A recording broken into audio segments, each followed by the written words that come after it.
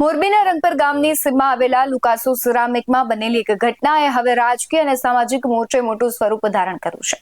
સલામતીના સાધનો વગર જોખમી રીતે કામ કરાવતા એક શ્રમિકનું મોત નીપજ્યું, જેને લઈને હવે કોળી સમાજના આગેવાન અને ધારાસભ્ય વિમલ ચુડાસમા મેદાને આવ્યા છે.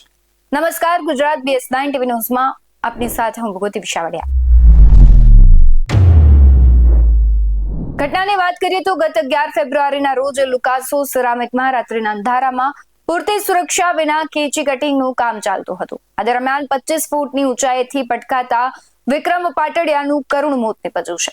ચોંકાવનારી વાત એ છે કે શરૂઆતમાં મામલાને માત્ર એક સામાન્ય અકસ્માત તરીકે ખપાવવાનો પ્રયાસ કરવામાં આવ્યો, પરંતુ સત્ય સામે આવતા જ 14 ફેબ્રુઆરીએ કારખાનાના માલિકો અને જવાબદારો વિરુદ્ધ સાપરાધ મનુષ્ય વધનો છે તે ગુનો નોંધાયો છે.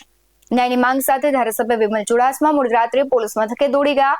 તેમણે મૃતકના પરિવારની મુલાકાત લઈ સાંત્વના પાઠવી અને પોલીસને સ્પષ્ટ શબ્દોમાં ચેતવણી આપી છે કે જો આરોપીઓની તાત્કાલિક ધરપકડ કરવામાં નહીં આવે તો હું આ પ્રશ્ન વિધાનસભામાં ઉઠાવીશ અને ન્યાય અપાવીને જ જંપીશ. શું કહી રહ્યા છે ધારાસભ્ય વિમલ ચુડાસમા, તેના પર નજર કરીએ.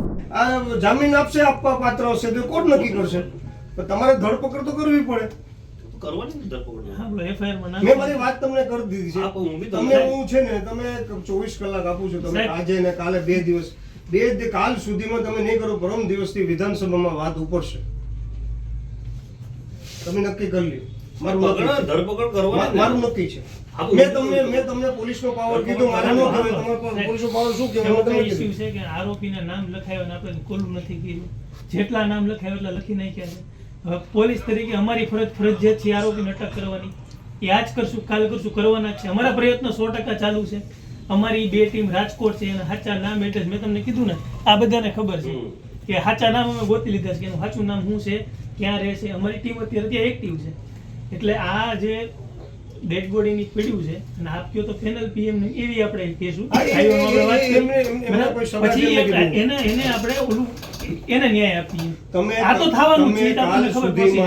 જો તમને જે આ પરિસ્થિતિમાં જે પ્રમાણે આ બૈરાને છે એમાં વધારે એક વ્યક્તિ જે જીવ ગુમાવશે મને દેખાય છે. નાના બાળકોને છે આ વસ્તુ વધારે બગડે.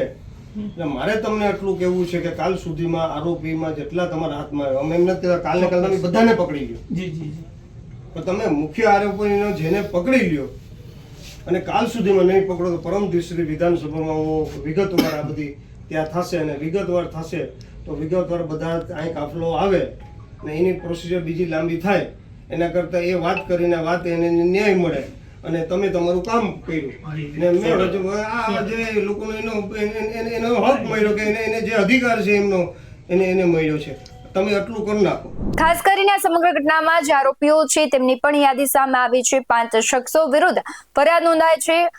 તે પેલો આરોપી છે અમરામ રંગપરિયા, તે માલિક છે. જીતેન્દ્ર રંગપરિયા, તે પણ માલિક છે. ત્રીજા વ્યક્તિ જયદીપ પટેલ, હિરેન પટેલ અને ગોપાલ, આ બધા જ છે તે આ ઘટનાના આરોપીઓ છે. ધારાસભ્યએ પેનલ PM અને મોતનું સાચું કારણ સ્પષ્ટ કરવાની પણ માંગણી સાથે જવાબદારો વિરુદ્ધ કડક કાર્યવાહી કરવા PI ને રજૂઆત પણ કરી છે. હવે જોવાનું એ રહેશે કે પોલીસ આ 5 આરોપીઓને ક્યારે જેલના સળિયા પાછળ ધકેલે છે. તમારું શું માનવું છે કમેન્ટમાં જરૂરથી જણાવજો. બાકી આવા જ વધુ અહેવાલો સાથે ફરી મળતા રહીશું. તમે અમારી YouTube ચેનલને સબસ્ક્રાઇબ કરવાનું, અમને Facebook અને Instagram પર ફોલો કરવાનું ભૂલશો નહીં. બાકી અવનવી અપડેટ્સ મેળવવા માટે આપ જોતા રહો BS9 TV ન્યૂઝ. નમસ્કાર.